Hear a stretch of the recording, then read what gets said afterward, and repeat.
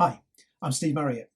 So I'm hoping that by now you've got a really good plan for your goal. You've gone into the details so you know what you need to do, why you're doing it. So you've got a really good, strong and compelling case for what you're doing. I'm hoping also that you've done the hard yards and you've made some space. So you've taken on board the previous session about start stopping, get some space, give yourself some quality time. The question now is, now that you've made the space, what do we do with it? So it's very easy now to bring in your plans and start focusing on the big, sexy, go for goals. What I'm going to tell you now is the tactic that the most successful people I've worked with is focus on one thing at a time.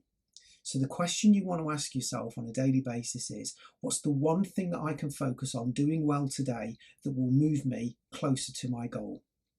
You see, for most people, the fuel of change is a sense of progress.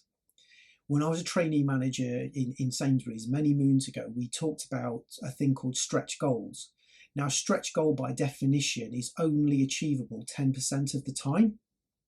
Well, if you knew that for every 10 attempts you would only get success or progress once, how long would it be for you to lose the impetus and lose your momentum?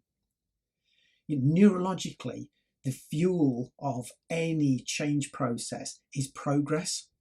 So actually, when you're going to embark on any kind of change, the way that you can keep yourself going is by forgetting the stretch goals. The stretch goals, the big audacious plans of world glory, they're great to get you started. But what will keep you going is knowing that day by day, week by week, you're moving ever closer to your goal. So that's really the art of setting out your week's plan. What is the thing that you can do today that will be the most productive or move you closer to your goal? It doesn't have to be big. It doesn't have to be attractive. It doesn't have to be sophisticated in any way. As we've talked about before, every success that you read about or you encounter is the product of doing things consistently. And those consistent actions aren't necessarily great, they're not exactly exciting, they're mundane, they're low level, and they're quite boring. But those are the foundations that you need to do every single day. And this is the art of keeping yourself going, because what you've got to do is you've got to create a habit of doing this. And a habit is just about taking the first step and not reaching straight into step two. Take step one, and then take step one again, and then take step one again. And when you're good at taking step one, then move to step two.